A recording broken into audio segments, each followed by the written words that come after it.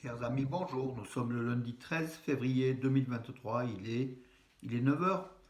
Quelques news de l'Arménie, de l'Artsakh et de la diaspora arménienne. Tout d'abord, une très belle cérémonie, une très belle messe hier matin en l'église Saint-Nicolas de Romans, en présence du très révérend père Krikol Khachaturian, primat de l'église arménienne d'Europe, de France, et puis le père Oussik, donc Oussik Sargsyan.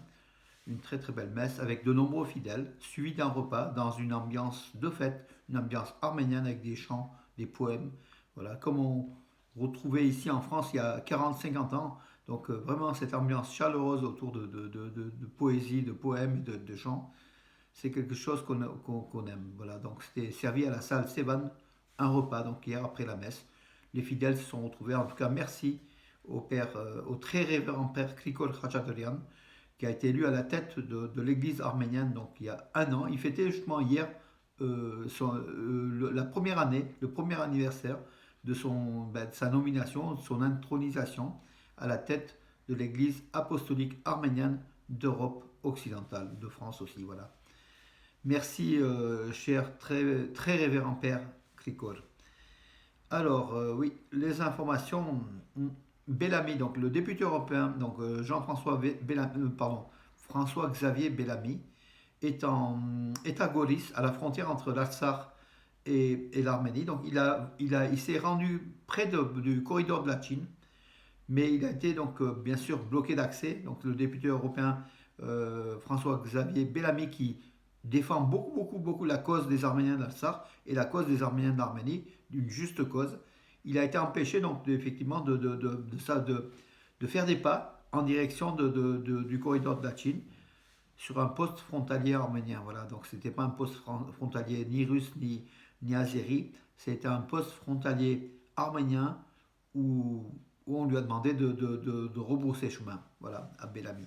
En tout cas, bravo à lui. Il a rencontré des dirigeants une partie des dirigeants de l'Artsakh à Goris. Voilà, donc une très que d'autres députés européens ou d'autres députés français fassent pareil, et puis d'autres députés d'autres pays, hein, donc Espagne, Italie, on ne les voit pas ceux-là, hein. On voit juste en députés européens, on voit surtout les Français, malheureusement, voilà. Nancy Pelosi qui avait été en Arménie il y a quelques mois, a coparrainé la résolution de la Chambre des représentants condamnant l'agression de l'Azerbaïdjan. Voilà, donc Nancy Pelosi, une nouvelle fois, s'affiche derrière les Arméniens. Je crois qu'elle n'a aucune fonction. Elle a, je crois, démissionné de son poste elle était donc la présidente du Congrès. Voilà, donc, mais en tout cas, c'est une personnalité qui compte, Nancy Pelosi. Et puis elle est profondément donc, pour les droits donc, du peuple arménien et nous soutient toujours. Donc voilà des, des, des espérances, mais ce sont des espérances. Regardez, Alek Khaltounian hier a demandé donc, que l'on passe enfin au-delà au pourparlers, des pourparlers, on passe aux actes réels. Voilà, les pourparlers se poursuivent avec la Russie et l'Azerbaïdjan depuis plus de 2 mois. C'est ce que Moscou dit. Mais en fait, il n'y a pas d'acte. On est au même point. Le blocus est toujours là plus de 2 mois après. Donc, Alaïk Haroutunian, le président de la République de l'Artsakh, a demandé maintenant des actes, donc, en fait, pour débloquer la situation, hein. Mais nous avons l'impression que ni la Russie ni l'Azerbaïdjan ne sont intéressés à débloquer la situation. Aux dernières informations, selon certaines indiscrétions de spécialistes, la Russie s'est rangée du côté de l'Azerbaïdjan. Et en bloquant le corridor de la Chine, la Russie voudrait faire aussi pression sur l'Arménie pour peut-être un corridor dans le Zangezur à travers l'Arménie, un corridor turco-azéri, afin que l'Azerbaïdjan puisse joindre la Turquie par la voie terrestre. Voilà, donc peut-être c'est cela que les pourparlers n'avancent pas et que la Russie désire arracher cela aux Arméniens aussi.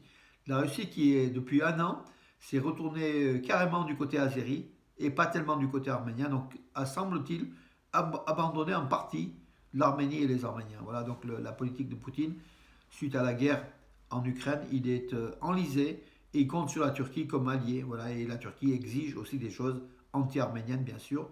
Et derrière, il y a le dictateur aussi Aliyev, bien sûr, qui est anti-arménien. Donc la Russie aurait, comment dirais-je, ne serait plus le grand frère qui défendrait l'Arménie. Au contraire, la Russie défend aujourd'hui sans doute des intérêts turco-azéris.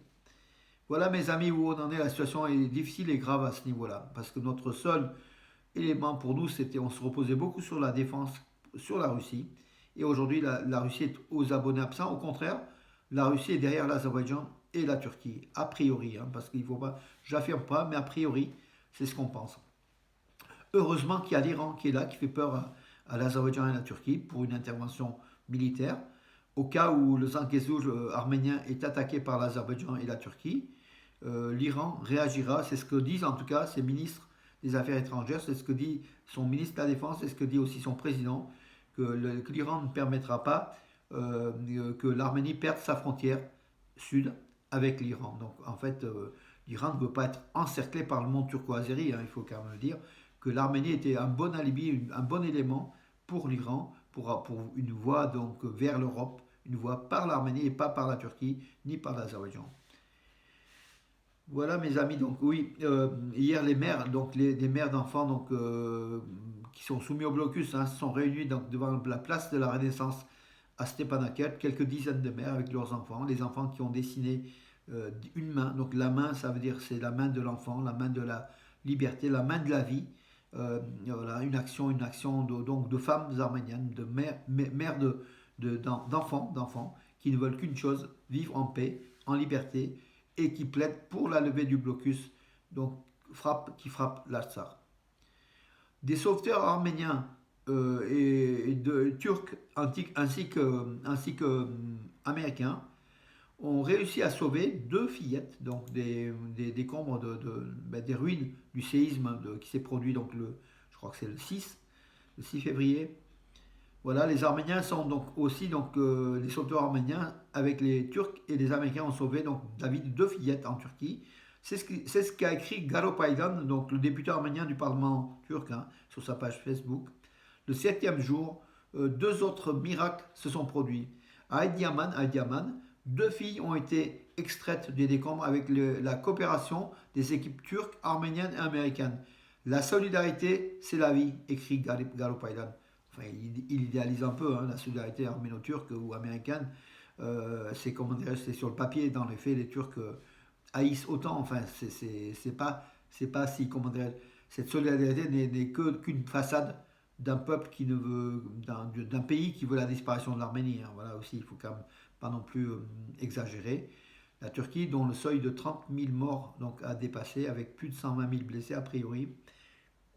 Donc c'est un élément grave, un incident grave pour la Turquie justement, qui aura pendant des mois à remonter ce deuil et puis cette catastrophe économique, humanitaire et peut-être politique pour Erdogan qui commence à avoir peur parce que le 14 mai, c'est pas loin, à moins qu'il reporte, vous savez, Erdogan il peut tout faire, hein, il peut décider du jour au lendemain de reporter de 10 ans les élections, que le peuple réagisse un petit peu, mais en tout cas, il a toujours les manettes pour essayer de faire taire le peuple en augmentant les salaires. Enfin, il a des combines, bien sûr, en tant que dictateur, il a toutes les combines pour faire, faire ce qu'il veut, sans que le peuple réellement réagisse. Hein, voilà, donc Erdogan. Si pendant quelques mois, malheureusement, si pendant quelques mois, ça peut calmer donc les ardeurs des velléités turco-azéries, c'est autant de gagner pour l'Arménie. Alors, oui, à New York, le Metropolitan Museum des Arts de New York a classé donc Aivazovski, le peintre arménien Hovhannes Aivazovski, le peintre, vous savez, un des meilleurs spécialistes au monde des peintres de marine, de paysages marins. Il a été classé parmi les peintres ukrainiens. Il est né en fait au début du 19e siècle à Théodosia. Théodosia, c'est en Crimée, qui était russe, voilà, qui était russe, hein, il faut quand même dire, pas ukrainien. Et aujourd'hui, les Américains classent Aivazovski parmi les peintres ukrainiens. Ben voilà, donc une façon d'ukrainiser à outrance. Hein. D'ailleurs, on entend du matin au soir l'Ukraine, une politique vraiment, réellement américaine qui veut faire passer. Même aujourd'hui, nos artistes arméniens, Aivazovski, il a même signé Hovhannes Aivazian de ses toiles. Il s'est déclaré arménien, habitant en Crimée, qui était un territoire russe. Donc même cela, donc, parce que l'Ukraine, on entend de l'Ukraine au XXe siècle, hein, pas au XIXe, il est classé parmi les Ukrainiens. Ce sont les Américains, hein, de toute façon, voilà, ça. Mais donc c'est important parce qu'au plus haut niveau, donc au niveau du Metropolitan Museum of Art de New York, c'est quelque chose d'important. Et il est parmi donc cet arméno-russe est classé maintenant ukrainien. Voilà, Aivazovski Aivazenko, on devrait l'appeler Hovannes, Ivan Aivazovski, dont le frère était un archevêque très très important, hein, qui a contribué beaucoup à l'histoire de l'Arménie, également Hovannes Aivazovski. Voilà mes amis, écoutez, j'en ai fait le tour pour aujourd'hui. C'est tout pour aujourd'hui.